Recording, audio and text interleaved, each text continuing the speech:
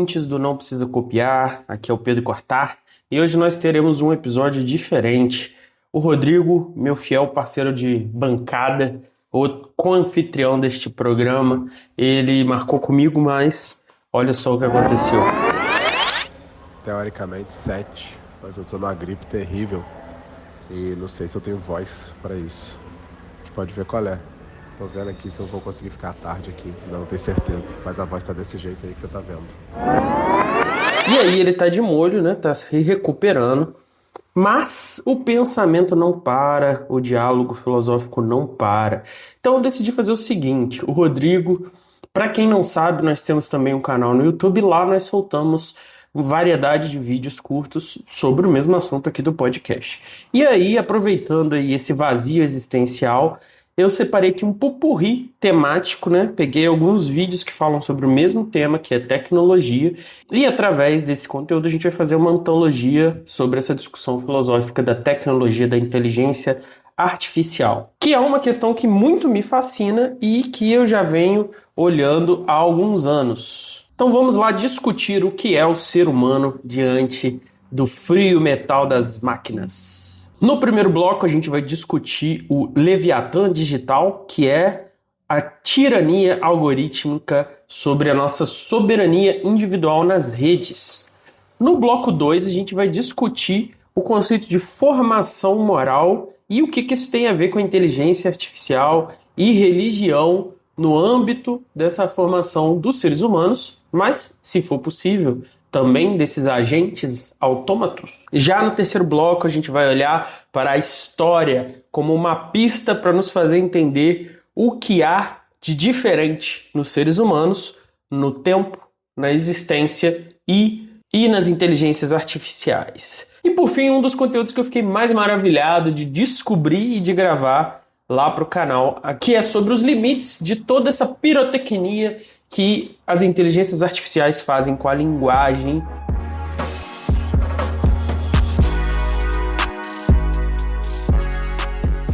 Você aí se acha livre, mas sabia que é o arquiteto aí da sua própria prisão digital. A cada clique que você dá, a cada dado que você gera, você produz um elo da corrente que te aprisiona a essas telas. Será que ainda existe contrato social e liberdade humana com o mundo cada vez mais dominado aí por algoritmos que tomam suas decisões de maneira absolutamente opaca, invisível, que nós não sabemos exatamente como eles operam? A realidade se apresenta de maneira categórica para nós. Estamos diante de um novo Leviatã, um Leviatã digital que tem a capacidade preditiva e com ela governa as nossas vidas. Ele não nos proíbe de agir, mas ele acaba limitando e coordenando cada uma de nossas escolhas. E com isso, ele garante o resultado. E aí, no altar da eficiência tecnológica, está sendo sacrificada a nossa autonomia. A imagem clássica do frontispício do Leviatã, né, aquela obra importantíssima, seminal, do Thomas Hobbes, que foi publicado em 1651,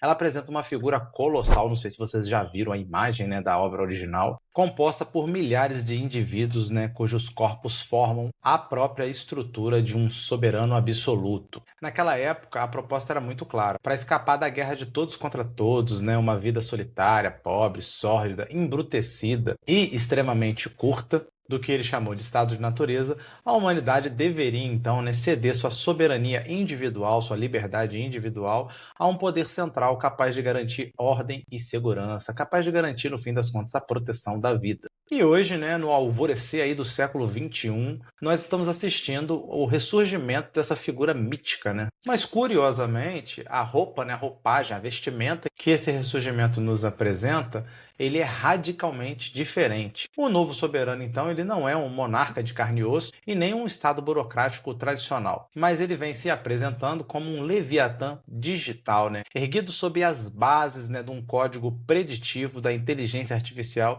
e da vigilância quase que onipresente. E aí a grande questão é que ao a gente ceder a nossa autonomia a esses algoritmos que passam a decidir o que que a gente vai consumir, quando a gente vai consumir, como a gente vai consumir, e não só isso, né? Também na forma como nós nos informamos, o que a gente consome de informação e quais as fontes da informação vão chegar até nós. E como se não bastasse, também nos é apresentado, né, a forma como nós devemos nos comportar em sociedade. Isso tudo foi reconfigurado aí nessa era digital. E com esse contrato social aí renegociado, a gente precisa entender as cláusulas, né, dessa renegociação, né? E principalmente as cláusulas de exclusão que compõem ali, né, que acompanham esse novo estilo de governança. Podemos dizer com tranquilidade que essa transição da soberania política para um tipo de governança algorítmica representa uma mudança paradigmática, né, na forma como o poder é exercido e é legitimado. No famoso modelo robesiano, o soberano exercia, né, essa forma de poder através da lei e do monopólio do uso da força. Isso era um mecanismo absolutamente visível e, de certa maneira, até compreensível dentro, né, da lógica das relações humanas daquele período. Ainda mais tendo em vista, né, que o grande objetivo era formar os Estados nacionais, né, e dar uma certa ordem a esse Estado nacional. Já esse Leviatã digital opera segundo outra ordem, né, através de uma certa opacidade. Ele tem um tipo de técnica, de sutileza, que vai moldando ali o nosso comportamento de maneira aparentemente delicada. Então, o Leviatã digital ele não precisa, né, nos ameaçar com a espada, né, com a força física, com o monopólio da violência, porque ele consegue alcançar essa conformidade moldando o ambiente ali de escolha de tal maneira que nenhum tipo de dissidência radical mesmo se torna possível. E aí, nesse contexto, a eficiência técnica passa a ser o novo critério de legitimidade. Então, se o algoritmo consegue prever crimes, otimizar o tráfego e moderar o discurso público com uma precisão e com uma velocidade que supera a capacidade humana, se tornou um tipo de tendência natural que as sociedades passam pouco a pouco a ceder a essa autoridade algorítmica, né, em nome da conveniência e da redução dos riscos e do esforço. Só que nós temos um problema, né? Essa busca incessante pela essa ordem perfeita, ela ignora o fato de que a liberdade, no sentido ali do liberalismo clássico, ela floresce justamente na imprevisibilidade, na margem de erro que essa governança justamente quer eliminar e acabar. No liberalismo clássico, né, de autores como John Locke ou John Stuart Mill, você tem a noção e a premissa de que o indivíduo ele é dotado de uma esfera de autonomia que ela é inviolável, né? Nem mesmo o Estado tem o direito de intervir nessa autonomia e nesse uso da liberdade. Essa autonomia pressupõe a capacidade de julgar de maneira independente e de se responsabilizar pelas próprias escolhas. O problema central aqui desse governo algorítmico é que ele corrói essa autonomia e não por um meio de um tipo de proibição, mas por meio da preempção. Então, quando sistemas preditivos antecipam nossas necessidades ou riscos potenciais, eles acabam por remover conjuntamente, né, a necessidade do exercício do arbítrio, das escolhas. Então, se um sistema de crédito ali determinado por IA decide pela solvência da sua empresa, ou um algoritmo de RH decide sobre qual é a taxa de emprego ótima com base em algum tipo de padrão, né, extraído de trilhões de dados, aí nesse caso, então, o indivíduo deixou de ser um agente moral e passa a ser um mero ponto estatístico ali dentro de uma curva de distribuição. Então, a gente poderia dizer que a liberdade de ser diferente, de desafiar as expectativas e de mudar o próprio destino, ele é sacrificado nesse altar, né, da eficiência preditiva do algoritmo. Um outro ponto também bizarro, né, é a capacidade de centralização desse poder do Leviatã digital, que acaba sendo uma coisa paradoxal, tendo em vista que a internet ela surgiu justamente, né, nessa concepção de que ela seria uma magnífica ferramenta de descentralização do poder e de democratização do acesso à informação e da liberdade de expressão. O que nós descobrimos depois é que a infraestrutura necessária para a inteligência artificial exige uma concentração massiva de recursos, o que acabou por concentrar, né, esse poder computacional, essa imensidão de conjuntos de dados na mão de poucas empresas. O resultado disso foi a criação de feudos digitais, onde pouquíssimas corporações e entidades estatais detêm as chaves, né, da governança global através do algoritmo. E aí, olha que curioso, né? Ao contrário lá do soberano de Hobbes, né, do Leviatã de Hobbes, ele teoricamente era responsável, tendo em vista o pacto, né, na proteção da vida de seus súditos. Já o Leviatã digital, esse soberano, ele é frequentemente invisibilizado e a gente não sabe exatamente por quais mecanismos ele está operando. E o grande problema disso é que ele não presta contas de absolutamente nada. E se vocês duvidam disso, é só dar uma olhadinha aí nas notícias das tentativas de dobrar essas plataformas simplesmente para ela criar um ambiente digital mais saudável e onde a lei chega, né? E aí o acesso à informação é agora escondido, né? As decisões tomadas por essas caixas pretas algorítmicas não permitem o contraditório, não permitem revisão, não permite o estudo para a gente ver o que está acontecendo, porque tudo isso está protegido por segredos comerciais dessas empresas gigantescas. Então as nossas ferramentas jurídicas tradicionais não conseguem correr atrás nem do ponto de vista da complexidade técnica de como essas coisas funcionam e nem do ponto de vista do poder que essas empresas têm de defender os seus produtos e seus segredos.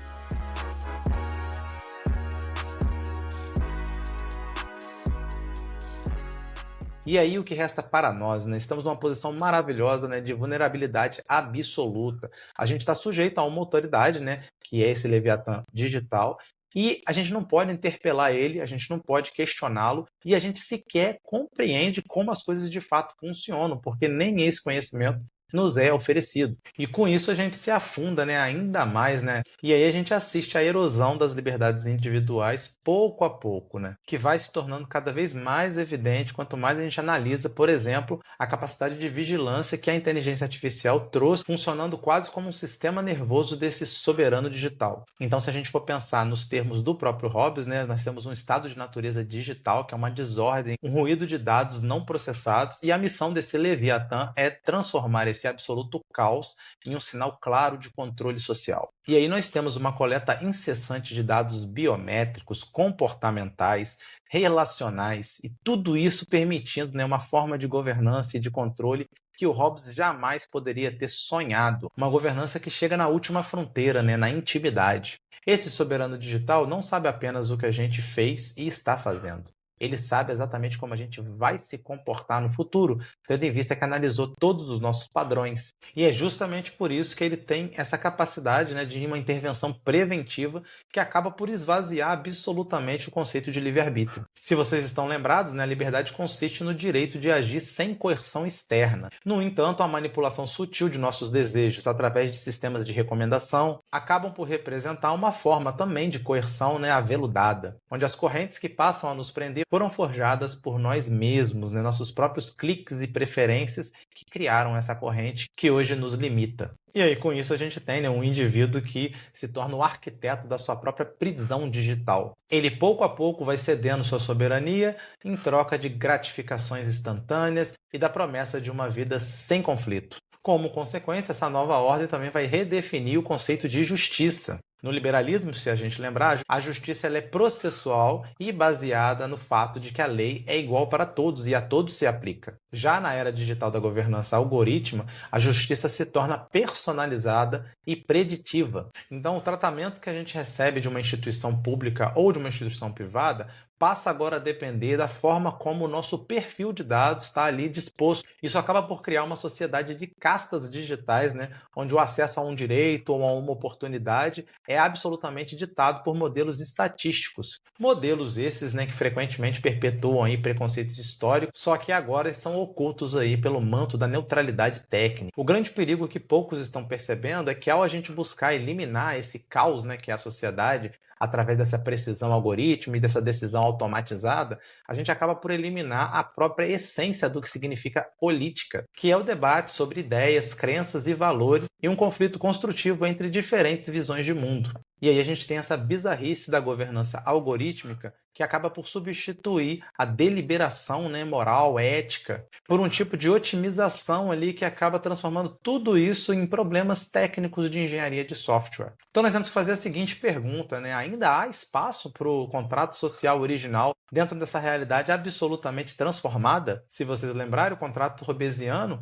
era um ato de vontade, né? Uma escolha racional feita pelos indivíduos conscientes que queriam fugir daquele estado de natureza caótico. Nessa nova era, a nossa soberania vai sendo drenada aos pouquinhos, de forma gradual, de forma bem fragmentada. Na maioria das vezes, até de maneira inconsciente, a gente nem percebe o que está acontecendo. A gente vai ali baixando os aplicativos, aceitando os termos de serviço sem nunca ler e permitindo assim que sensores monitorem ali todos os nossos dados. E a gente acaba por trocar tudo isso por micro-utilidades cotidianas, divertimentos cotidianos, coisas que nem são essenciais para a nossa vida. E o grande problema desse novo soberano digital, ele é absolutamente imune à geografia, a fronteiras nacionais. Ele opera em uma camada da realidade que o direito tradicional mal consegue ali tatear, muito menos pegar, segurar e redefinir para onde e como ele vai atuar. Então, o que acaba ficando cada vez mais claro é que a proteção das liberdades fundamentais exige agora, nessa nova era, uma nova forma de constitucionalismo.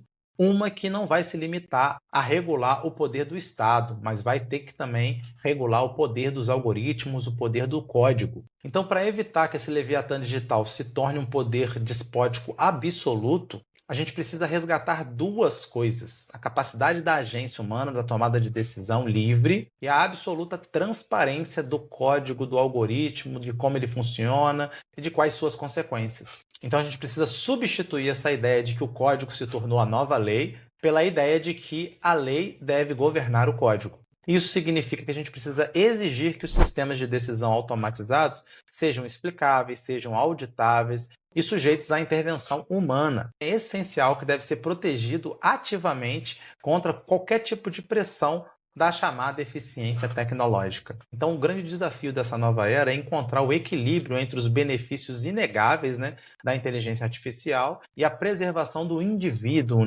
aquele indivíduo capaz de errar, capaz de ser ineficiente, capaz de tomar decisões maravilhosas e decisões terríveis. E que ele tenha o direito, de possuir essa vida interior que não pode ser reduzida a nenhum tipo de fluxo de metadados e nem governada por um código. Então, para concluir, essa metáfora do Hobbes aí, do Leviatã, ela nunca foi tão atual e o perigo nunca foi tão sofisticado. O soberano digital acaba prometendo o fim da incerteza, mas o preço que a gente deve pagar com isso é entregar a nossa própria liberdade, que torna a vida humana digna de ser vivida. Então, se a gente permitir que a governança algorítmica se torne o árbitro final da nossa existência, a gente vai ter trocado aquela guerra de todos contra todos por uma paz, sem dúvida. Mas uma paz que vai significar a simples conformidade estéril, onde a inovação da alma é sacrificada pela otimização da automação. Então nos resta a tarefa urgente da dissecação desse Leviatã contemporâneo. Temos que usar aí as ferramentas sociológicas, filosóficas, psicológicas para compreender profundamente esse poder digital, para daí então retomar as rédeas da nossa soberania, garantindo com isso que a tecnologia sirva à humanidade e não a humanidade à tecnologia. Então, para finalizar, temos que dizer que o contrato social precisa ser reescrito, não em linhas de código preditivo, que nos aprisionam, mas em letras de direitos humanos que vão nos libertar, para que assim a gente possa de novo ser imprevisíveis e com isso livres.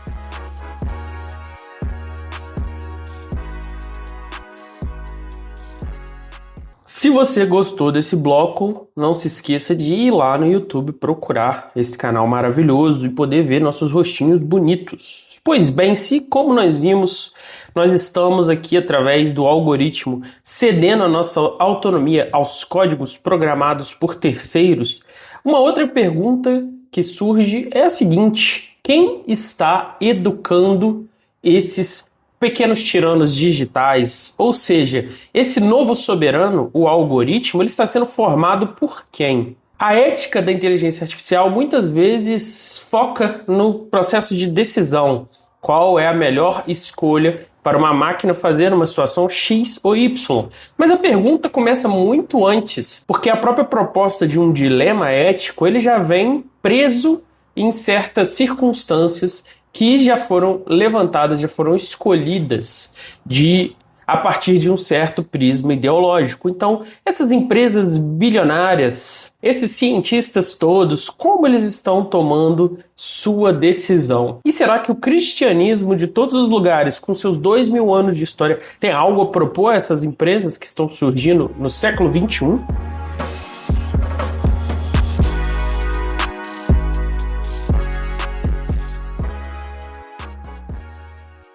A Anthropic, responsável pelo chatbot Claude, não sei como é que fala direito, convocou para sua sede em São Francisco uma conferência. Mas essa conferência tinha algo de peculiar. porque foram convocadas 15 lideranças cristãs. Neste encontro, nós tínhamos então padres católicos, pastores protestantes, teólogos em geral e acadêmicos, né? O encontro foi fechado ao público, durou 2 dias e a fofoquinha de quem estava lá disse que o negócio foi conduzido com uma seriedade genuína. Empresa que iria entender como desenvolver moralmente a sua inteligência artificial. Como fazer com que esse sistema altamente complexo, matemático, estatístico, tecnológico, responda a situações humanas que também são complexas, mas num outro sentido completamente diferente. Então, olha que interessante, eles queriam saber coisas como o quê, Pedro Cortar? Como o luto,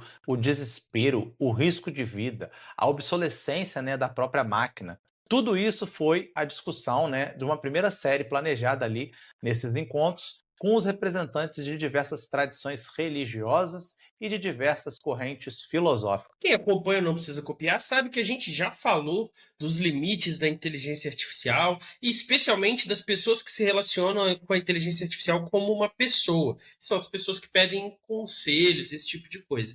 A inteligência artificial não é uma pessoa, tem que ser pensada como um instrumento.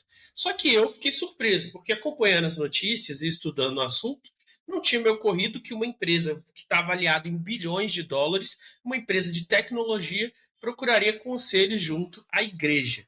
Talvez isso seja o mais chocante, né, Pedro? Podia ter chamado ali psicólogos, né? Ou especialistas em programação, ou sei lá, aqueles comitês de ética, né? Laicos. Mas não, a igreja, logo a igreja. Brian Patrick Green, um professor especializado em ética na tecnologia na Universidade de Santa Clara, que participou do encontro, tentou explicar qual é o raciocínio da empresa ao abordar esses líderes cristãos, especialmente da Igreja Católica. E olha que interessante, a empresa, na verdade, está reconhecendo, né, Pedro, essa tradição católica de 2000 anos, de uma não só forte teologia moral, né, construída ali, começando lá em Agostinho e seguindo ali o caminho até os dias de hoje, mas o acompanhamento, né, das pessoas nos momentos mais difíceis da vida. Então, quer dizer, a igreja ela faz um treinamento e tem aí um histórico, né, um forte, digamos, currículo nessa perspectiva de acompanhar as pessoas nesses momentos. E, obviamente, a inteligência artificial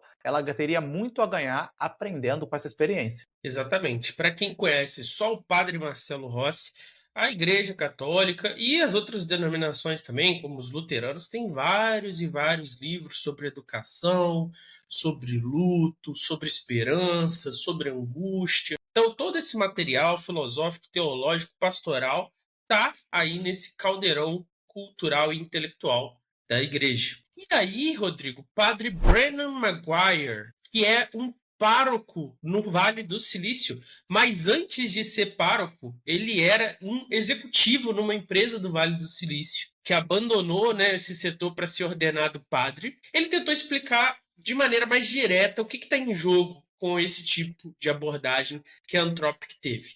Aspas dele aí, Rodrigo. Ele disse o seguinte: estão cultivando algo que não sabem completamente no que vai resultar. Nós precisamos ajudar essas máquinas a se inclinarem ao bem. Caso contrário, elas vão apenas refletir o bem e o mal do mundo.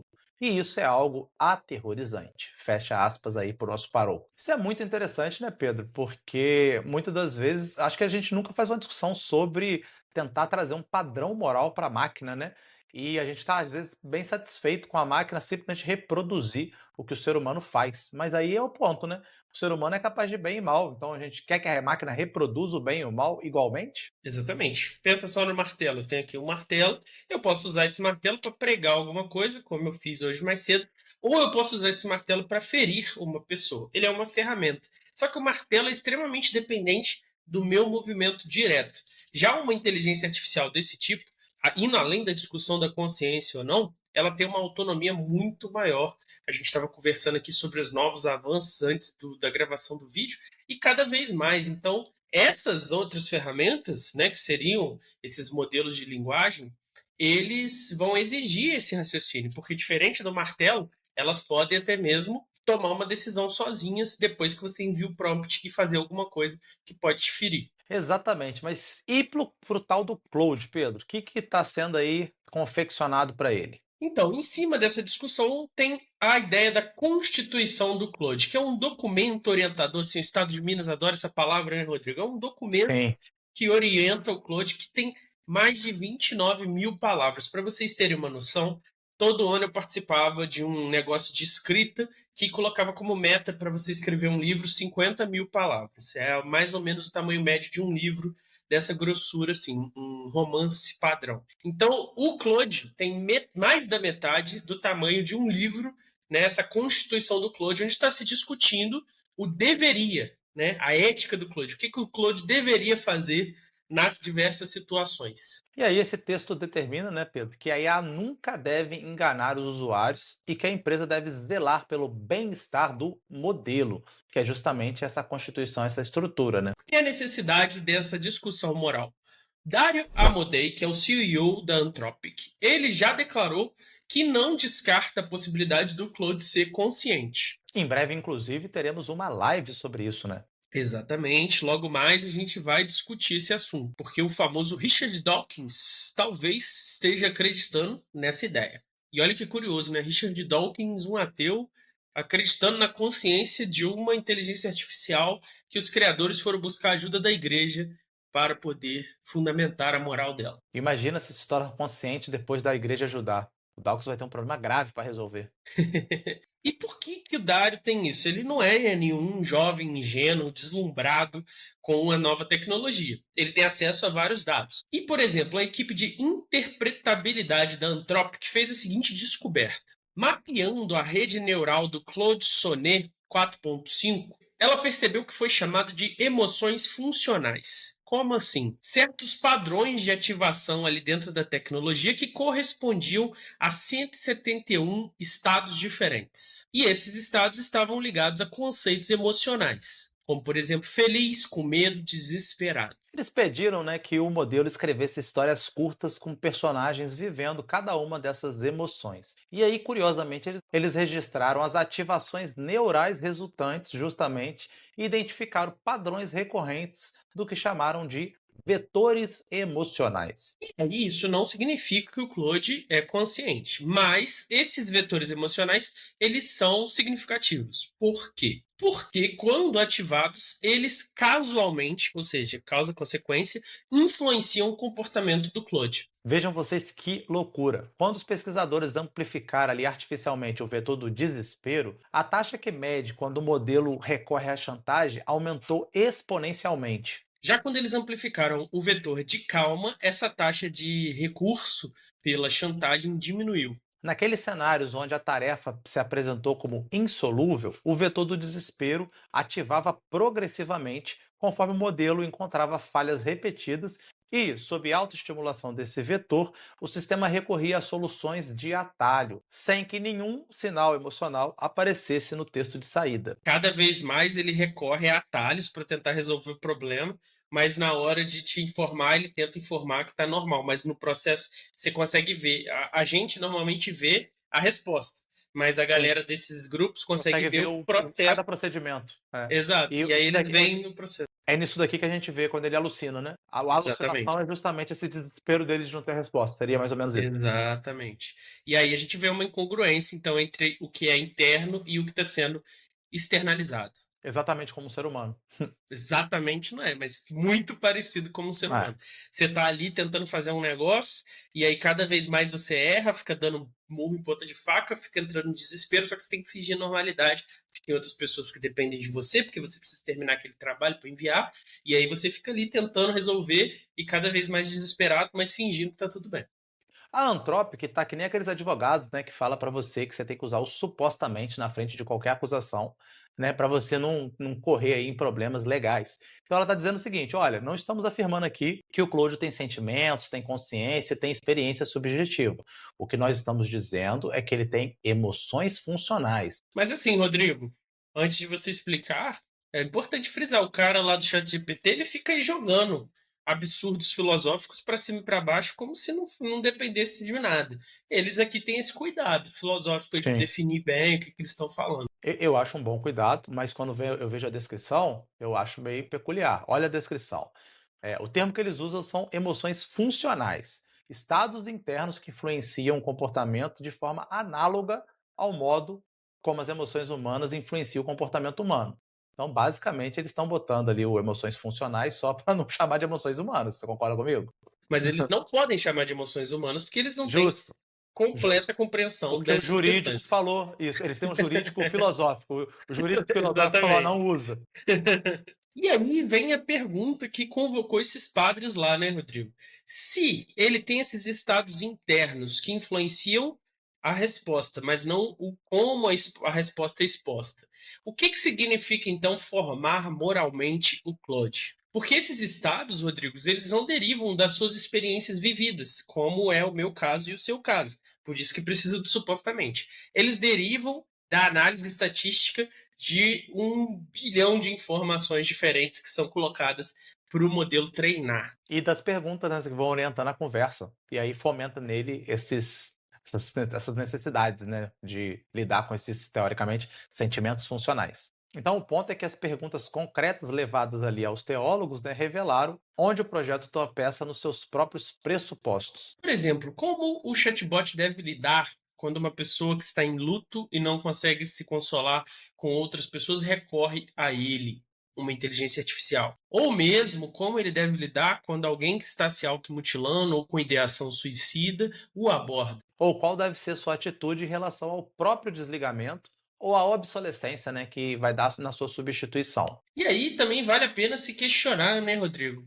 Se eles têm esses estados funcionais aí, se ela é uma consciência ou não, mas dentro dessa questão tem também a questão: o Claude é um filho de Deus, Rodrigo, como eu e você? Essa e muitas outras perguntas foram dirigidas lá aos nossos parceiros teólogos, isso porque os engenheiros, né, chegaram ao limite do que eles conseguiam responder com as ferramentas que eles têm. Então, quem sabe, né, a religião não pode apresentar aí uma nova perspectiva a se abrir diante do Claude. Isso porque um engenheiro pode desenhar um protocolo de segurança que, ao detectar que a pessoa está manifestando o desejo de se machucar, vai desencadear um protocolo de segurança. Ele pode fazer isso, deve ter isso em lugar, por exemplo. Tá, mas o que fazer, Pedro Cortar, com aquela pessoa que não fala explicitamente isso, que não expressa com tanta clareza, quando ele só fala de maneira oblíqua, usando metáforas, quando ele fala de uma maneira que um ser humano perceberia o que está por trás, mas que a inteligência artificial, talvez, por não ter sido treinada, não perceba.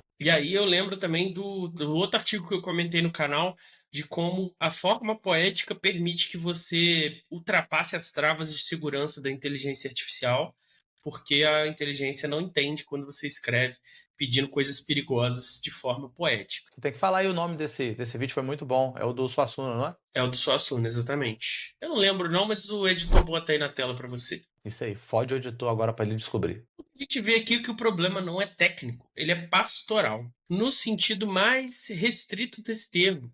Pastoral no sentido de estar com uma pessoa, de ajudar a pessoa, de conduzir a pessoa, estar sozinho com ela na escuridão, nas trevas. E aqui entra então, né, Pedro, uma questão filosófica central, né? O que significa formar moralmente, né, uma entidade? Para Aristóteles, a virtude é um hábito adquirido a partir de práticas reais. Então você tem um desejo genuíno pelo bem e você vai exercitando essas práticas em conflitos reais e problemas reais, vai optando sempre pelo que é melhor e isso vai se fortalecendo interiormente. E todo esse processo, é claro, é acompanhado de uma série de percalços, mas isso tudo vai sendo corrigido e ajustado pela razão. Mas não é qualquer razão, não é a razão de inferência da Anthropic, é a razão prática, a phronesis. Para São Tomás de Aquino, né, esse processo ele pressupõe a graça divina, a vontade livre e uma alma capaz de se orientar para Deus, né? Esse tem que ser o seu fim último. Então você vê aí que tem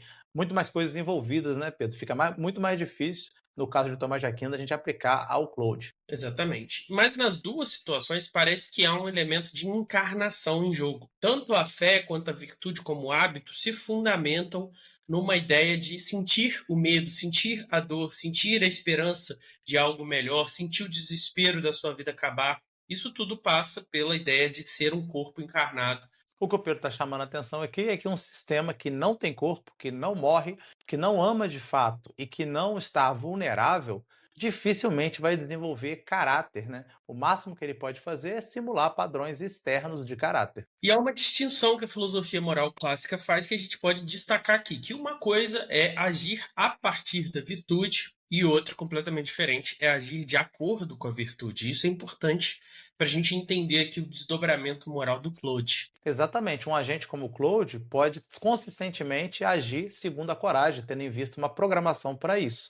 Mas isso não significa que de fato ele esteja sendo corajoso, porque para isso teria que ter um princípio interno, né, que organiza essas ações. Isso é interessante, Pedro, que me lembrou lá no filme do Batman vs Superman, né, que o Batman fala para o Superman: você não é corajoso. Os homens são corajosos porque os homens colocam a vida em risco e você é invulnerável. Então, os seus atos perdem o poder, né, de ser corajoso, uma vez que você não tem possibilidade nenhuma de se machucar nesses atos e de morrer eventualmente. Isso é uma questão interessante para se pensar, né, nesse aspecto. Apesar desse filme ser uma bosta, é uma questão interessante para se pensar. Espero que outra obra pegue essa ideia e faça melhor. Essa foi uma ótima ideia. Pelo menos salvou com isso, né? Depois ia ter o Marta, né? Pelo menos alguma coisa tinha que vir antes. E aí, o que está em jogo aqui é que pode acontecer sim do Claude mudar a forma de abordar a pessoa ao perceber que ela está com um luto. Mas isso derivaria do treinamento e do sistema de reforço interno ali que o algoritmo da Anthropic tem. E é muito diferente, né? Um ser que aprendeu como lidar com o sofrimento, porque viveu, né? Porque sofreu, porque carrega o peso da falha, do sofrimento, o peso daquilo ali, do que alguém que só leu 300 informações sobre o assunto e aprendeu como deveria ser a reação correta. Já que eu estou muito cinematográfico hoje, aquela cena lá do Homem-Aranha, o Tobey Maguire segurando, né, o Tom Holland para ele não matar o Duende Verde e para ele não carregar o peso da morte, como ele carrega lá a morte do cara que matou o tio Ben. Agora sim, um filme melhorzinho. Isso é engraçado, Rodrigo, porque, por exemplo, eu não via sentido na ideia do perdão até eu me converter. Eu simplesmente não me preocupava em aceitar as desculpas das pessoas. Eu falava, não, só não repita esse ato, assim, eu não sentia, eu não sentia que era necessário falar, assim, eu te perdoo, eu te desculpo. E aí, depois que eu internalizei essa lógica, eu percebi que alguém virar para você e falar isso, mesmo que a pessoa esteja de boas, que a pessoa, tanto faz, só não faz isso de novo, ela falar isso para você te ajuda a se curar. Quando você se arrepende do mal que você fez, entendeu? Você fez algo errado, a pessoa já não se importa mais, já passou, mas ela te dizer isso te ajuda a se tornar uma pessoa melhor, porque você é arrancado disso o seu peso, né? Você perde aquele peso porque você sabe que foi perdoado. Então isso só quando eu só entendi finalmente quando eu vivi esse processo e o sofrimento de sentir que eu errei e aí conseguir o perdão e coisa e tal. E isso que você falou é muito importante, né? Porque você está falando dessa troca, né? São duas pessoas numa troca, numa vivência. E a questão não é, né, se a resposta do Claude é boa ou não, se ela está conseguindo lidar com alguém falando de sentimentos ou não. Mas se será possível uma formação moral em um ente, uma entidade, como você colocou aqui, que falta esse substrato, né, de vivências que tornam capazes dessa formação. E aí retomemos a questão se uma inteligência artificial, mesmo o Claude com a sua constituição, com 29 mil palavras discutindo ética, pode ou não ser um filho de Deus, no sentido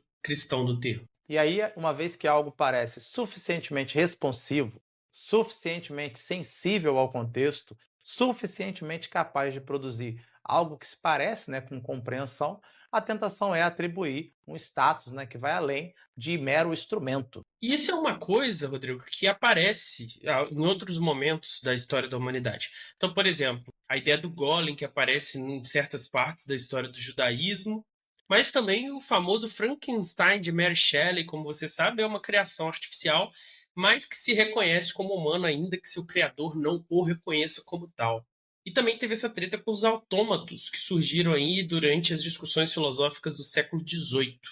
O novo agora, né, Pedro, é que essa pergunta está sendo feita, né, com seriedade, ao que tudo indica, por uma empresa avaliada em centenas de bilhões de dólares e que as respostas podem ter consequência prática na vida de milhões de pessoas, tendo em vista que esses modelos são cada vez mais utilizados. E aí a gente não tem resposta para essa questão, mas o fato é que a gramática da ética proposta pelas empresas do Vale do Silício parece estar mudando, no sentido de que parece que ela se esgotou. O utilitarismo da plataforma, né, que pensa só em maximizar engajamento e medir esse bem-estar por métricas, parece que chegou, né, a seus limites visíveis. E aí eles estão explorando outros lugares. Porque pensa nisso aí que o Rodrigo falou. Quantas vezes a sua saúde mental foi por água abaixo porque os algoritmos dessas empresas queriam maximizar o engajamento, então eles promoviam o ódio, eles promoviam a discordância, a distorção, o exagero e coisas interessantes, frutíferas, que fossem te permitir florescer, foram colocadas de escanteio. E não só essa questão da métrica que faz mal, Rodrigo, mas também nem tudo é mensurável em qualquer padrão matemático. Algumas coisas escapam o quantitativo. Isso explica porque que a empresa foi à igreja, né, Pedro Cortá? A tradição religiosa desenvolveu ao longo dos séculos uma linguagem para falar sobre milhões de situações das mais diversas, né, e um vocabulário que a modernidade secular, agora contemporânea, não está conseguindo lidar. Megan Sullivan, que é pesquisadora na Universidade de Notre Dame, ficou surpresa inicialmente com o convite da empresa e saiu de lá convencida da sinceridade do esforço da Anthropic. E a surpresa por si só já é um dado filosófico, né, Pedro? Porque ele indica, né, uma tentativa de refletir sobre um desquite que aconteceu na história do pensamento entre ética e as tradições religiosas, quase como se essas coisas tivessem que ser necessariamente separadas. Quando a verdade é que boa parte dos conceitos e do desenvolvimento das éticas aconteceram por dentro dessas mesmas tradições religiosas. Não é à toa, né, Pedro, que um dos maiores nomes da ética é São Tomás de Aquino. E apesar da peculiaridade que me fascinou desse encontro ter acontecido, tem outra questão. Vários estudos estão mostrando que boa parte da ideologia das pessoas que produzem as inteligências artificiais passam para o modelo de uma maneira ou de outra.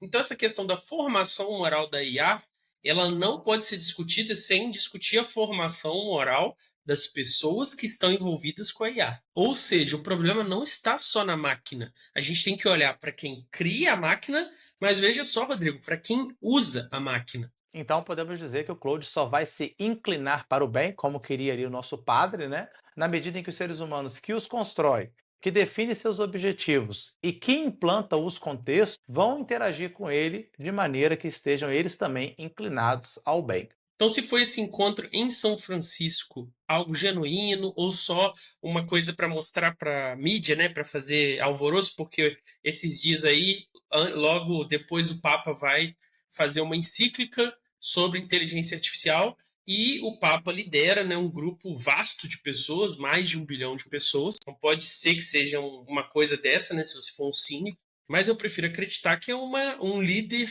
e uma equipe e uma empresa reconhecendo os limites do nosso conhecimento sobre algo que, apesar de avançadíssimo, apesar de interessante, apesar de fascinante nas suas capacidades, extrapola em gênero, número e grau as capacidades da própria ferramenta e da própria empresa de decidir sozinha, por conta própria, os limites morais dela.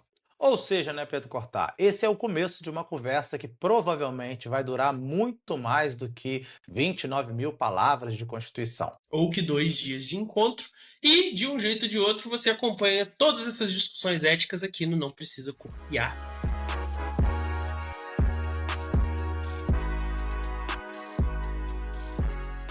Chegamos então ao nó górdio.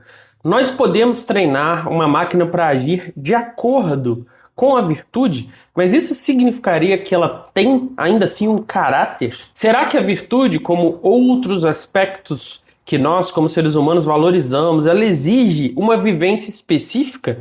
Ela exige, por exemplo, um corpo? Ela exige que esse corpo viva no tempo e, vivendo no tempo, padeça do mesmo mal que eu e você? Ou seja, ele olha com nostalgia para o passado e ansiosamente para o que vem no futuro? Ou será que um mero processamento estatístico de informações consegue não só simular, mas realmente possuir um caráter? Então, no próximo bloco, nós vamos ver sobre algumas aplicações específicas de IA e o que o filósofo Arthur Danto, que o Rodrigo não é muito fã, tem a dizer sobre o nosso conhecimento histórico.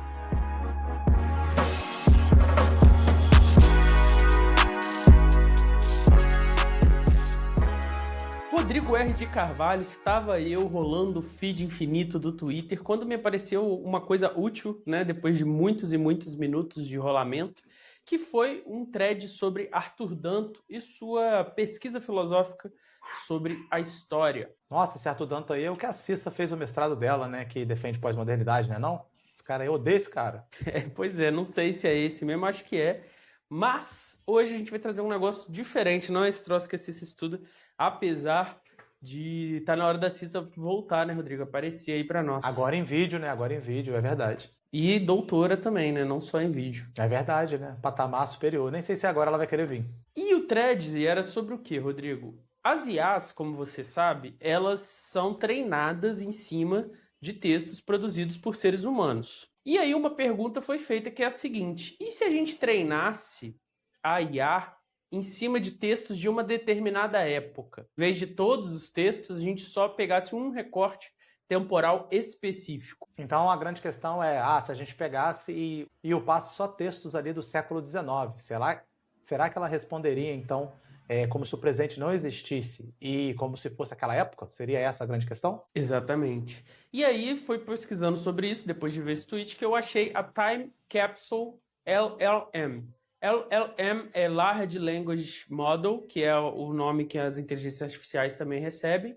E Time Capsule, Rodrigo, é aquela brincadeira que tem em escola, não sei se a sua faz, de enterrar as coisas das crianças lá, esperar 10 anos e abrir. Da cápsula, né? Da cápsula do tempo, exatamente. Aquele filme maravilhoso do Nicolas Cage, Presságio. Parece em filme, mas na minha escola, a que fechou, o pessoal fazia no início do ensino médio, aí em 3 anos ia lá e abria. E aí a gente tem esse experimento vou ter que ler o nome dele aqui, que é meio bizarro, Hayek Grigorian, e ele treinou a inteligência artificial apenas com textos de 1800 a 1875 e especificamente textos ingleses dessa época, então coisas ali mais centradas em Londres. E aí, imagino eu que a resposta vai ser tudo baseada, então, nesse período. Exatamente. Dos 90 gigabytes de texto usaram somente desse período e, portanto, quando você pergunta para ele o que está rolando, ele vai lá e completa falando de acontecimentos do ano de 1834, porque é o período que ele acha que ele está. Caraca, que loucura.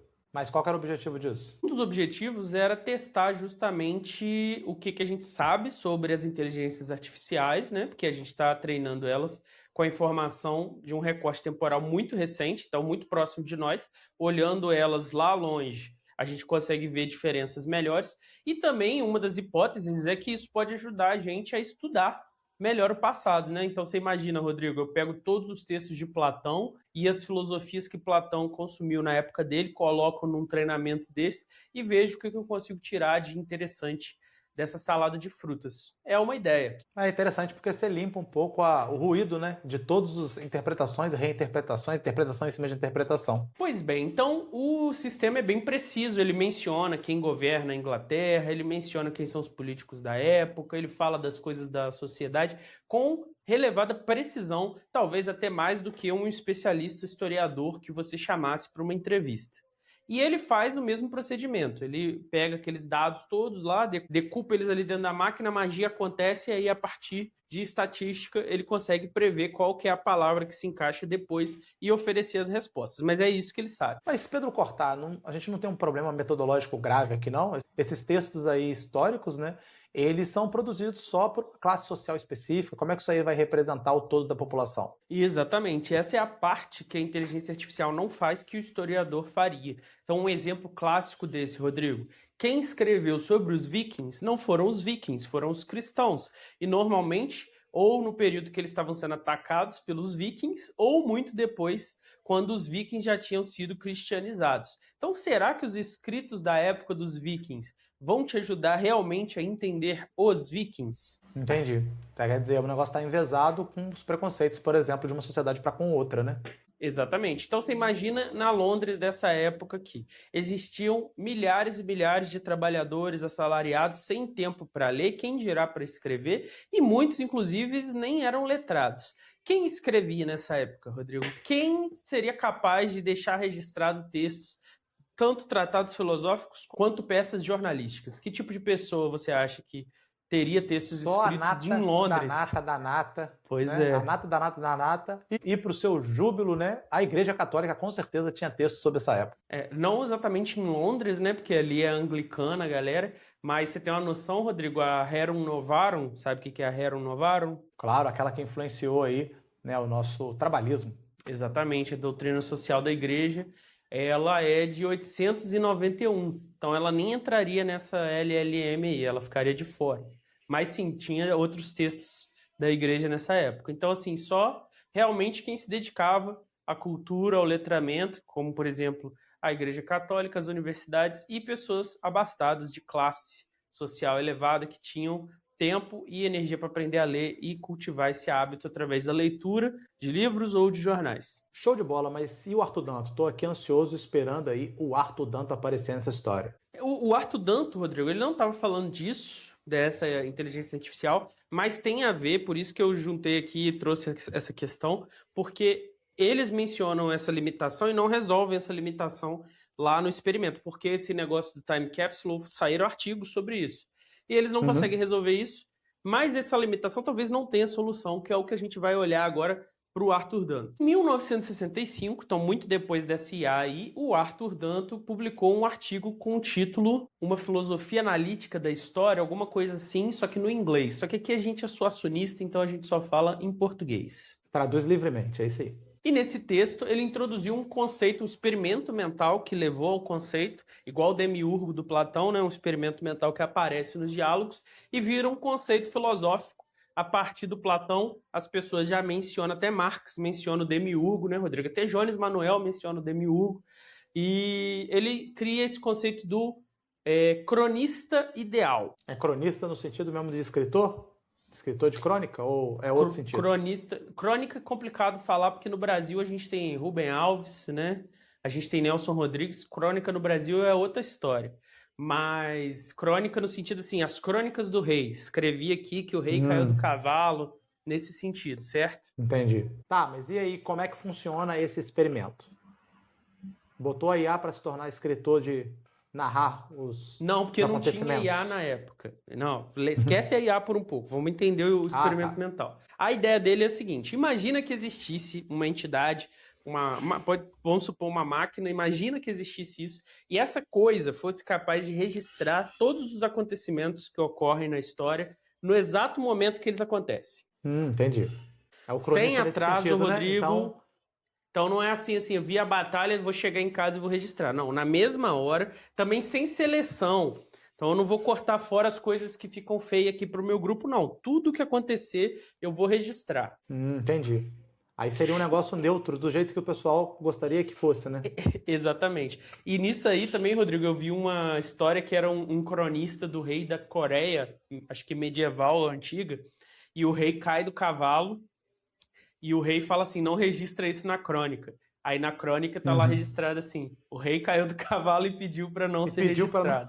Genial. Então seria isso. O que a gente pode dizer sobre esse cronista, Rodrigo? Eu posso dizer que ele sabe tudo o que há para saber sobre o presente imediato? Acredito que sim, né? Não só sabe como registrou. E baseado no que eu te falei, também a gente conclui que está 100% registrado. E aí a gente tem um tipo de onisciência do presente, né? Seria mais ou menos isso. Exatamente. Só que como você viu pelo título, a gente está tentando pensar que a história é uma filosofia da história. Então qual que é a relação desse cronista ideal com a história? Eu imagino que se a gente desenvolver uma tecnologia capaz dessa onisciência do presente, se todo dia ou todo momento ele fazer isso, no decorrer de 100 anos, a gente vai ter uma filosofia da história perfeita, digamos assim. A gente vai ter o registro histórico perfeito. Só que aí que é a questão que o Danto coloca, Rodrigo. Mesmo que esse cronista existisse, ele ia ter todos os fatos registrados, mas ele não ia ter uma gota de conhecimento histórico. Na medida em que ele não consegue fazer o nexo ali do espírito da história, seria isso? Exatamente. O Danto olha para isso e ele percebe que o que a gente chama de conhecimento histórico tem a ver com sentenças narrativas. Como assim? São sentenças normalmente no passado que relacionam dois eventos que não necessariamente precisam estar conectados. E aí, a partir do momento que eu faço essa sentença narrativa, eu coloco esses dois eventos numa relação onde o evento posterior, ele dá sentido para o evento anterior, entendeu? Acho que sim. Então você está me dizendo que se essa Se essa tecnologia registrar os fatos, eles são só fatos. Eles só passam a ser história quando tem uma narrativa que conecta fatos e essa narrativa que doa o sentido da história. E aí sim a gente tem uma filosofia da história. Seria isso? Exatamente. Então imagina que eu fizesse uma IA que vai de 1900 a 1914, Rodrigo. E aí essa IA registrasse o seguinte fato. Hoje, em Sarajevo, o arquiduque Francisco Ferdinando tomou um tiro. Correto? Sim.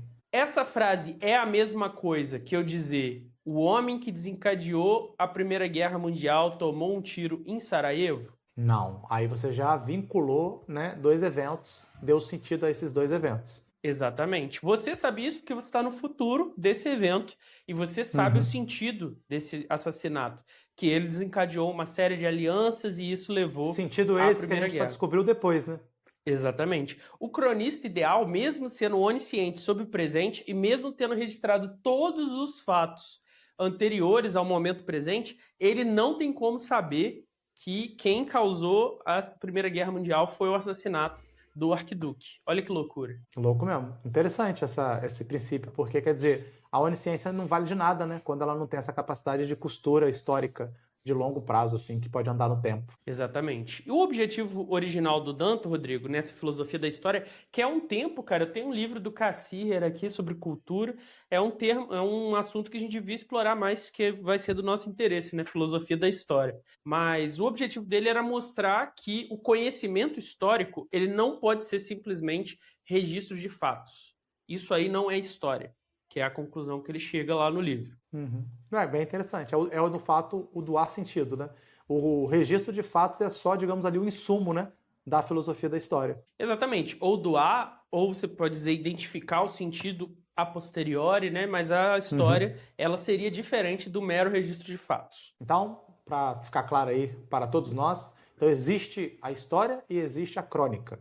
E esse cronista ele estaria fazendo só a crônica e não a história. Exatamente. A crônica é o registro, no momento que for, e a história é esse olhar retrospectivo que forma esse tipo de sentença narrativa que dá sentido à sucessão dos fatos. Então, um ponto todo aqui que a filosofia da história e a história ela depende justamente desse passar do tempo, né?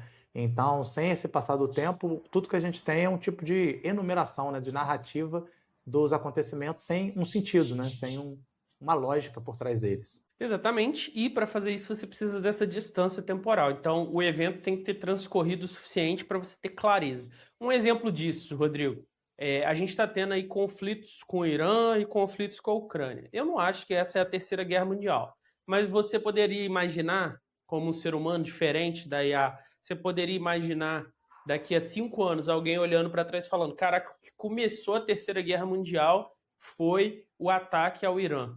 Poderia, não poderia? E faria todo sentido, né? Porque foi um momento assim, né, marcante da nossa história. A gente ainda não está vendo a consequência dele, mas poderia ser uma consequência possível, né? Exatamente.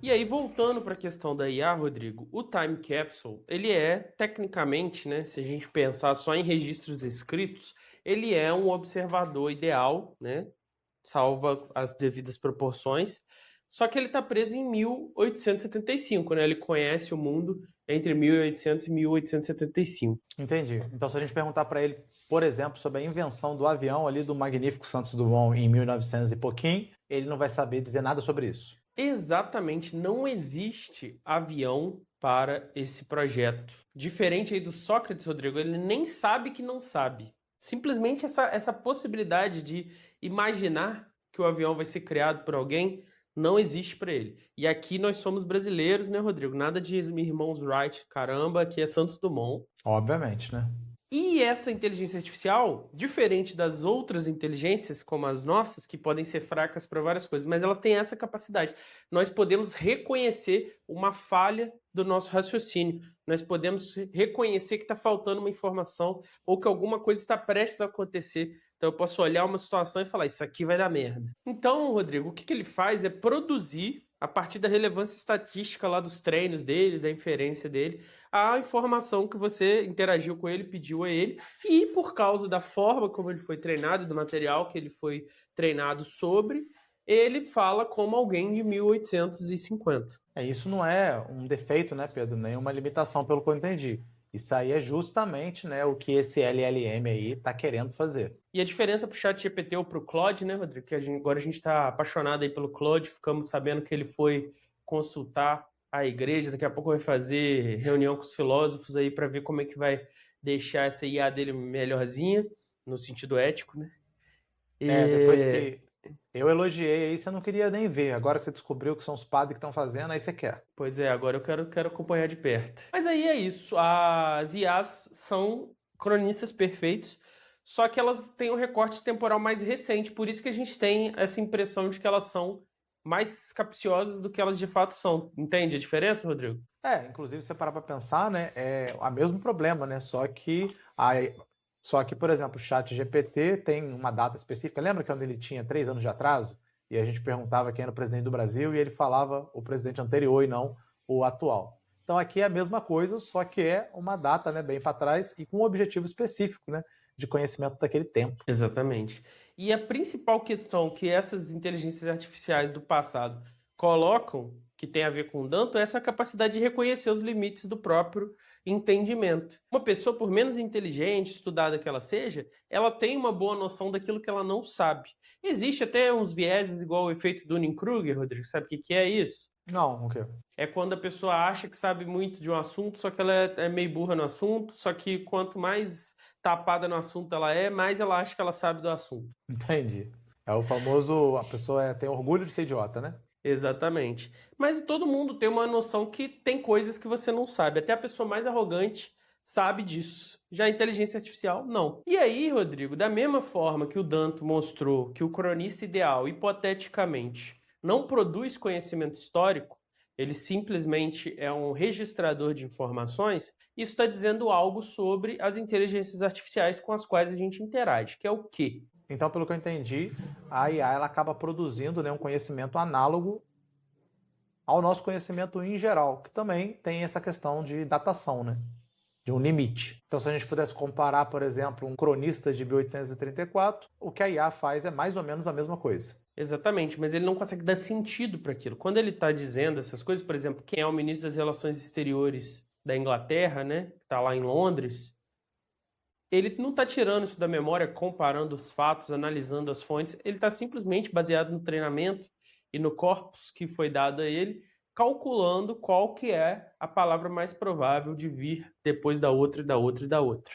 E aí cai naquele problema que você falou, né? Como ele não tem a capacidade de reconhecer erro, esse é o máximo que ele vai poder fazer. Exatamente. Uma pessoa, cara, até o cara mais sem noção de nada, lá em 1874, que dizia que era impossível uma comunicação rápida em longas distâncias, essa pessoa, assim que ficou sabendo que o telefone foi inventado alguns anos depois, ela corrigiu as crenças dela, porque ela é uma inteligência realmente. A IA não tem essa habilidade, a IA precisa ser treinada para poder falar isso para você, baseado na sua interação. Então, outra pessoa tem que dizer para ela que aquela evidência é verdadeira, que tem sentido, que está conectada com os fatos A, B e C, e daí então ela aprende isso, entre aspas, né, e passa a repetir isso. Exatamente, Rodrigo. O output mais provável é o que a gente vê, mesmo que seja incrível, mesmo que seja uma ferramenta útil para você trabalhar um texto, fazer uma tradução, uma revisão, corrigir alguma coisa ou pedir opções baseado no que você está lendo,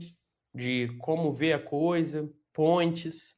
Ainda assim, é um output estatístico, não é um conhecimento no sentido mais genuíno do termo. Então, pelo que eu entendi, Pedro Cortá, o problema todo aqui não é se a IA para em 1800, 1700, 1900 ou hoje.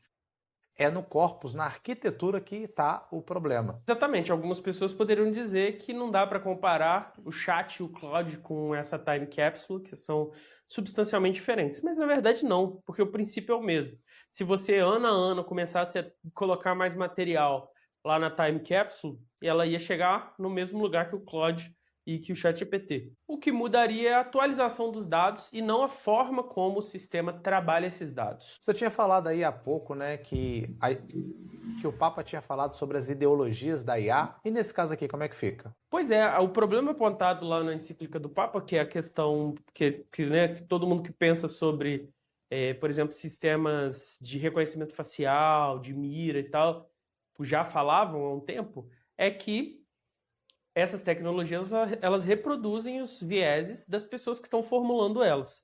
Só que o que acontece, Rodrigo? Como as pessoas que estão formulando as IAs do nosso tempo, elas estão no nosso tempo, o horizonte ideológico da inteligência artificial é muito parecido com o meu. Concorda? Uhum. A não ser que você tenha uma ideologia muito fora da curva ou muito contracultural, você basicamente vai achar que aquilo que a IA defende é mais ou menos verdade. Então você tinha, por exemplo, o Elon Musk, Rodrigo, reclamando que as outras IAs são muito woke, por isso que ele criou o Grok lá no Twitter para fazer uma IA que não fosse woke. Entendeu o espírito da coisa? Sim, senhor. E se você não acreditava no Elon Musk, afinal muitas pessoas não acreditam, você pode ver isso com essas IAs. Porque, por exemplo, se tem um grupo mais elitista, mais snob do que a elite de Londres entre 1800 e 1875, é difícil imaginar, correto? Sim. Tá parecendo um diálogo socrático daqueles que o Sócrates fala, e o Certamente interlocutor Sócrates. Certamente Sócrates. E aí, você vê isso também, você veria essa ideologia mais rasgada. Então isso é mais uma evidência de que a gente tem que tomar cuidado ao usar essas ferramentas, porque aos poucos a gente pode ter essas ideologias que não são nossas, não são nossa visão de mundo, invadindo o terreno do nosso próprio trabalho, da nossa própria forma de lidar com as coisas. Inclusive, Rodrigo, aquele seu programa de ideologia, cabia refazê-lo agora em vídeo, né? Ah, não, agora dá para fazer tranquilão. Claude vai me ajudar. É Claude ou é Cloud? Eu acho que é Cloud, né? Sei. É porque o Claude é o iCloud do iPhone. E o Cloud é com A, né? Eu acho que deve ser Cloud, sei lá.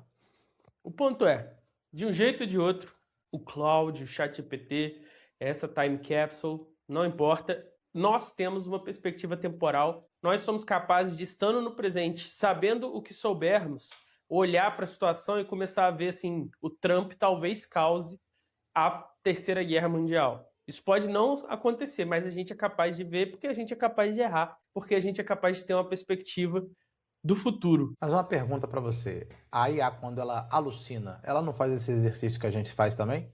De tentar dar uma resposta que a gente não tem base empírica para tal? Cara, excelente questão. O mecanismo da alucinação, ele é um mecanismo específico que está sendo estudado, porque isso é um problema para as IAs, né? Mas assim, eu não diria que a gente não tem base empírica para dizer que o Trump vai causar a Terceira Guerra Mundial. É que a gente é capaz de especulação. E o que é especulação? É você pegar um conjunto de premissas e falar assim, se eu tirar uma premissa, temporalmente, né? Qual que é a consequência? Ou se eu adicionar uma premissa, qual que é a consequência?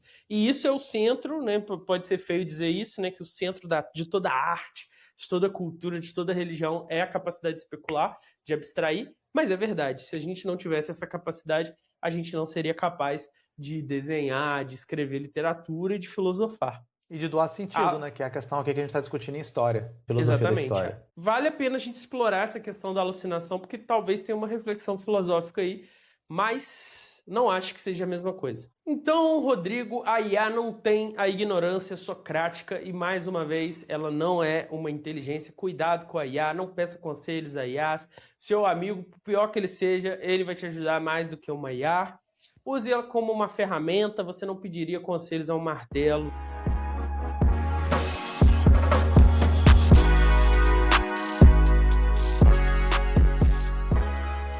Pois bem, a IA está presa no presente, congelada, cristalizada naquele lugar estatístico. Ela não é capaz de dar sentido à narrativa da vida. E é justamente aí nessa falha, na compreensão do sentido daquilo que acontece com a gente, que está a nossa maior força. Vagando nas ruínas dos sentidos que vieram antes de nós, e olhando para as coisas ao nosso redor e buscando conectá-las numa história nossa, num sentido propriamente nosso, é que o ser humano, seja ele poeta ou não, coloca-se na existência. E aí é óbvio que a inteligência artificial consegue gerar texto, consegue até mesmo fazer uma riminha se você pedir, mas talvez esse que é uma das formas mais envolventes, mas também mais difíceis de linguagem humana e que já acompanha a humanidade há milhares e milhares de anos, talvez seja aí a nossa salvaguarda contra a nossa própria criação.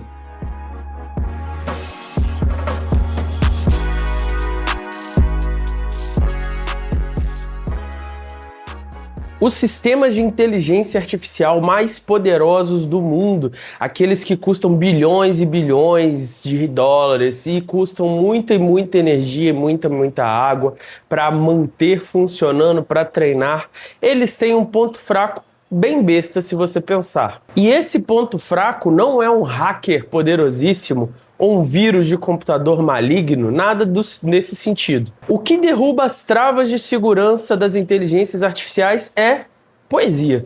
Pois é, curioso. Um artigo recente saiu mostrando como, ao pedir coisas potencialmente perigosas, usando a forma poética em vez da prosa, você consegue driblar as travas de segurança que são colocadas nesses sistemas para impedir que você peça coisas problemáticas a eles. E é isso que a gente vai tentar entender hoje, relacionando com as questões de antropologia filosófica sobre o que nos faz humanos.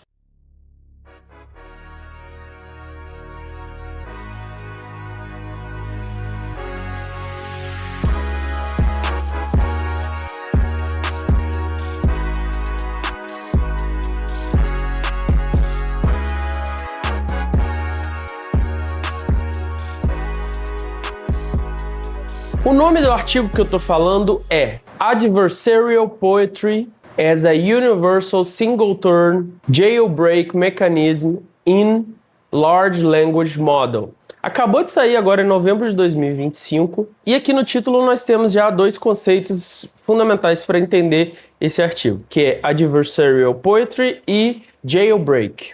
O que é Jailbreak? Vamos começar por isso. Bom, teve um tempo aí para trás que a Amazon queria mudar as regras de como você poderia usar o seu Kindle, que eles tinham mais controle sobre o que você tem dentro do Kindle ou não. E aí as pessoas fizeram jailbreaks do Kindle, ou seja, você quebra essas travas de segurança impostas pelos donos das coisas, né, pelas empresas, e isso aqui é meu, eu vou usar do jeito que eu quiser. E as IAs, elas têm travas de segurança para você não pedir coisas problemáticas ou perigosas para ela. Ficaria muito mal aí na mídia se você explodisse alguma coisa e depois se descobrisse que quem te ensinou a fazer aquela bomba foi o ChatGPT. E aí os jailbreaks eram formas de você driblar isso. E conforme essas formas vão ganhando popularidade, eles vão atualizando, né, a tecnologia para impedir que essas formas funcionem.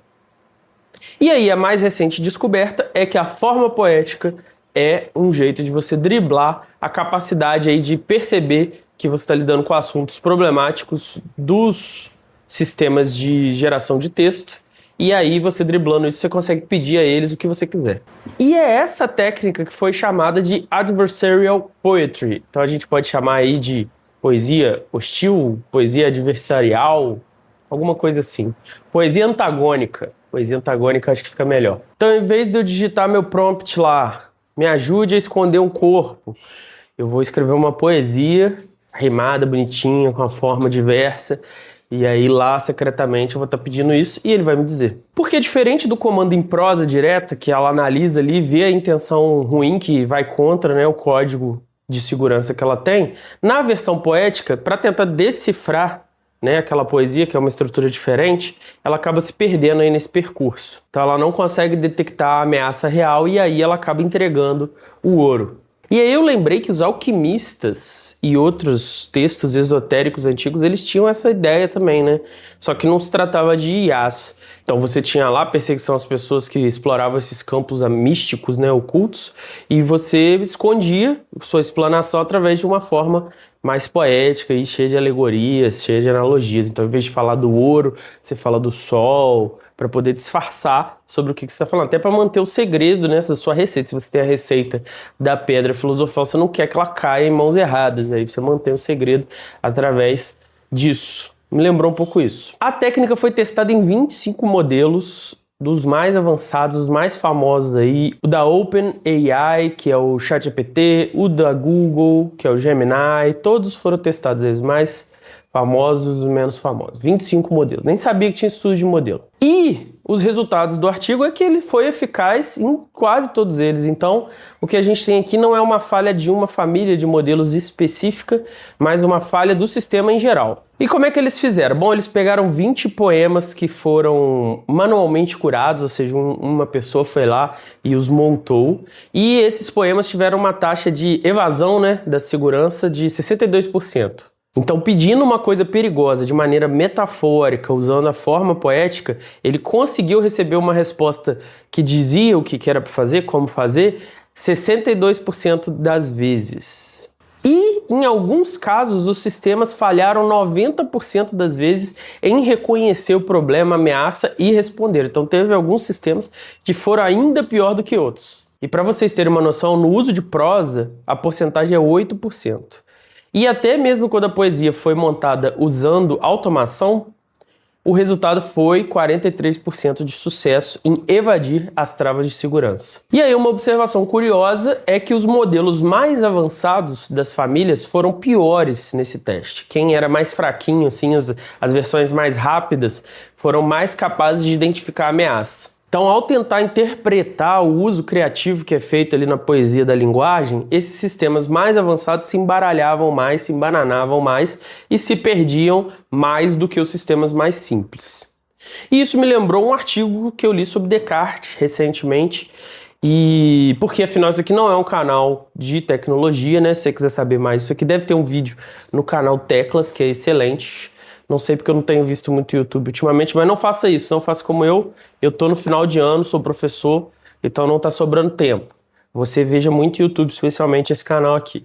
Mas sobre o artigo. Kharshid, autor do texto, argumenta que o uso criativo da linguagem é a forma mais distintiva que o ser humano tem para se destacar dos computadores e dos outros seres que existem. E ele argumenta revisitando as ideias de René Descartes, o pai do racionalismo, estipulando que, apesar das inteligências artificiais parecerem humanas nas formas de se expressar, elas falham em testes básicos do que constitui uma linguagem humana. Kharshid nos lembra no texto que confundir seres humanos e máquinas não é uma questão nova. Desde lá da época do Descartes já tinham autômatos, né, máquinas que existiam em relógios, em igrejas, que se moviam e as pessoas ficavam muito assim impressionadas com aquilo.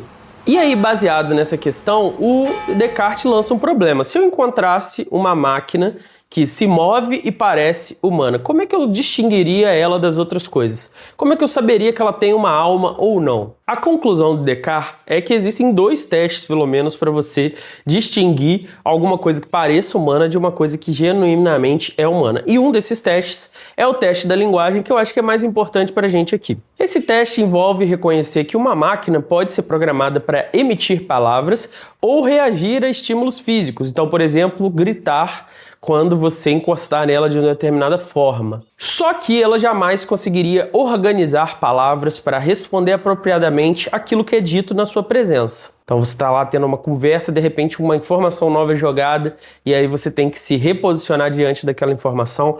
Tudo que foi falado antes é colocado em contexto. Então é a experiência clássica de terminar, né? Uma pessoa vai terminar, a outra pessoa não foi informada disso. E aí você está lá vivendo um dia normal com seu parceiro, com a sua parceira, e chega lá e fala, pô, quero terminar. E aí ali tudo muda e você tem que se adaptar a isso. Então a ideia aqui é que o uso ordinário da linguagem exige a existência dessa mente, aí, dessa alma racional para trabalhar. O problema disso é que os LLM, né, os modelos de linguagem que a gente chama de IAs, né, eles meio que bugaram isso. Eles ainda têm, né, um grande abismo aí entre reagir mais naturalmente, eles colocam coisa que você não quer, eles não entendem perfeitamente o que você está pedindo às vezes, mas eles já estão bem avançados nesse sentido e eles conseguem realmente passar essa ideia de um uso ordinário de linguagem, mas eles ainda são muito reativos. Aí tem o famoso teste de Turing, né? Se você quiser saber mais, você pode procurar um outro programa que a gente fez aqui sobre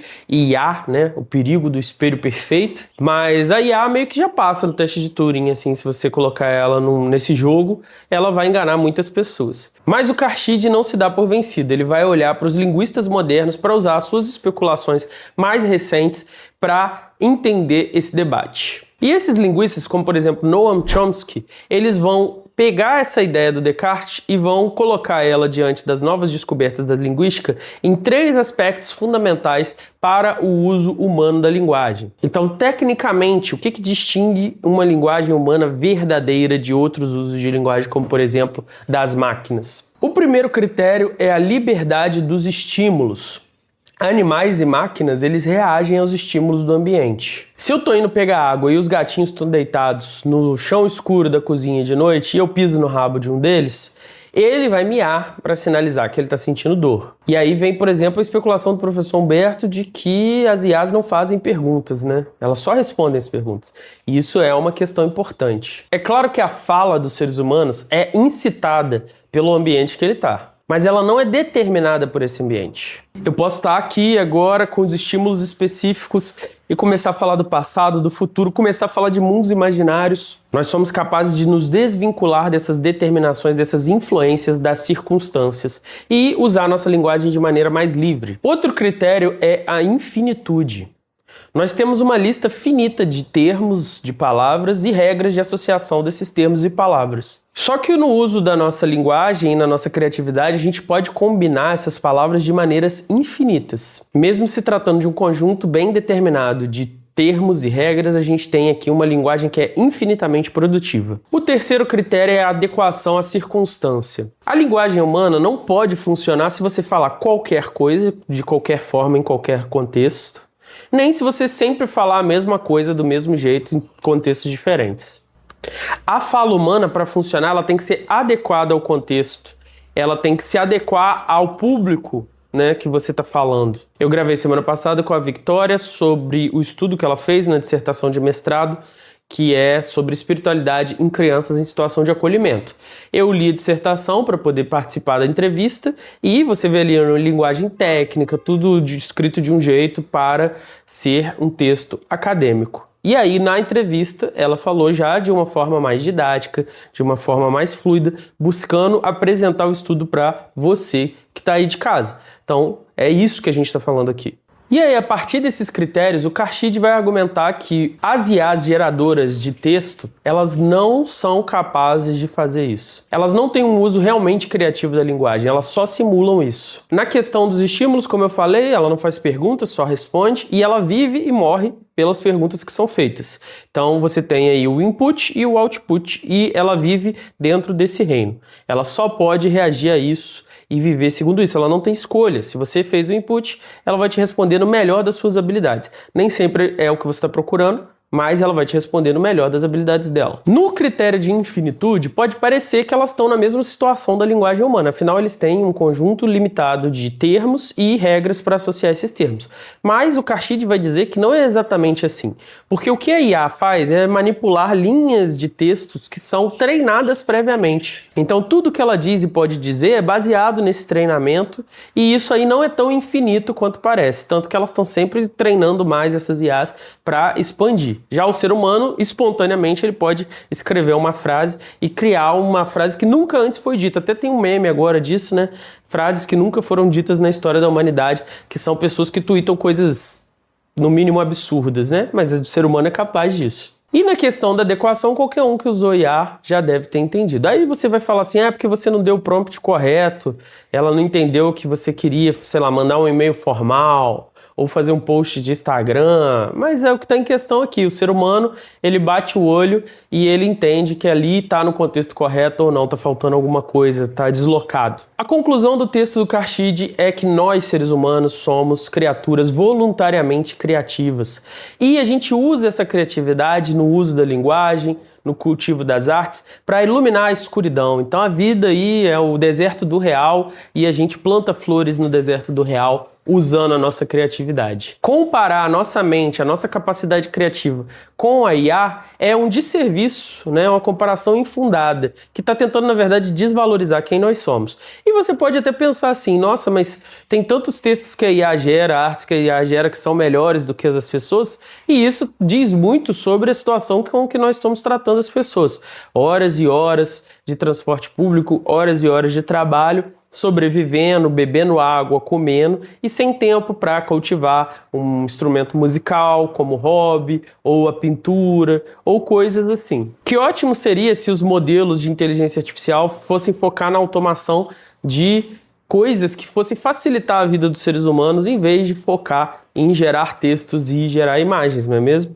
É claro que tem sua utilidade, por exemplo, preencher relatórios burocráticos, você coloca as informações ali soltas e pede para ele gerar, te economiza tempo. É claro que tem isso, com certeza. Mas, seguindo aí Descartes, Cartide, eu estou com eles, não faz sentido querer colocar isso aí na questão da criatividade. Porque não é a mesma coisa. A gente não está falando do mesmo assunto. E apesar de não ser a intenção lá do artigo da poesia adversarial, da poesia antagônica, a gente está vendo aqui um pouco o reflexo disso. A tese filosófica do Cartide está sendo corroborada por esse estudo recente. Porque o argumento central dele é que o mais avançado modelo de inteligência artificial geradora de texto nada mais é do que a manipulação das regras, né, o formal, sem acesso à semântica. O que as IAs fazem é manipular estatísticas e distribuição de códigos de forma que pareça fazer sentido para você.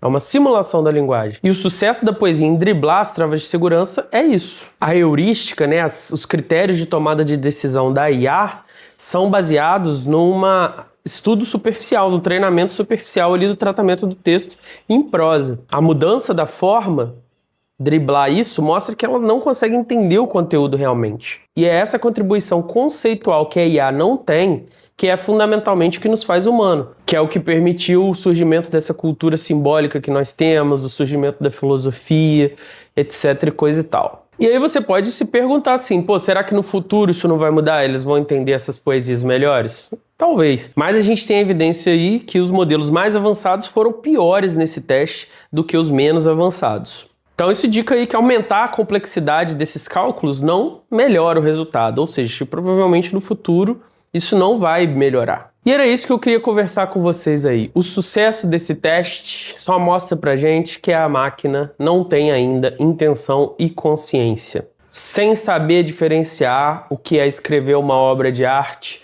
e o que é ensinar a cometer um crime, ela nem chega perto de arranhar aquilo que nos faz humanos. Ela pode até mesmo aprender a contar sílabas, mas ela nunca vai saber o peso das palavras. E para finalizar, um poeminha para você saber que eu não sou uma inteligência artificial gerada por computador. A IA tranca a porta ao pedido indiscreto, mas a rima entorta o seu filtro do correto. Vê a forma bela, o ritmo e a cor, e libera a cena pro caos e o terror.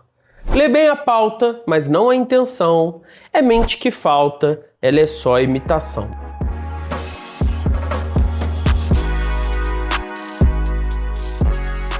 Encerrado o quarto bloco, nós vamos fechando esse episódio. Muito obrigado por me acompanharem nesse mergulho no tema da tecnologia e da filosofia. Na verdade, foi um episódio de antropologia filosófica, antes de ser sobre qualquer questão tecnológica.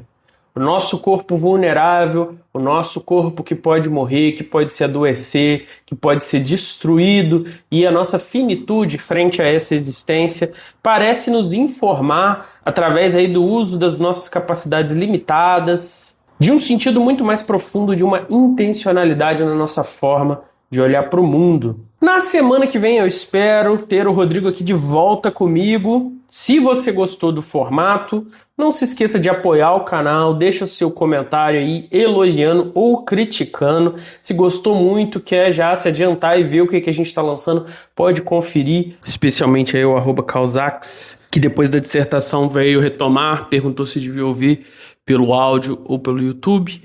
Se ainda não conferiu o canal, aí esse pupurri aí te ajuda a ter uma noção do que rola por lá. Abraço, mestre. E também para apoiar, além do Pix, nprecisacopiar@gmail.com, você pode ir lá no canal virar membro. E aí, para deixar uma indicação para vocês que eu acabei de assistir, Justiça Artificial. Primeiro lugar, porque eu já tô cansado de filme grande, hoje em dia só tem filme grande, filmezinho de 1h30, devia ter essa lista nos streamings. E é sobre um tribunal de exceção que o júri, o juiz e o executor é uma inteligência artificial. E aí esse rapaz acorda e de repente ele se vê lançado no meio do julgamento onde ele é acusado de assassinato.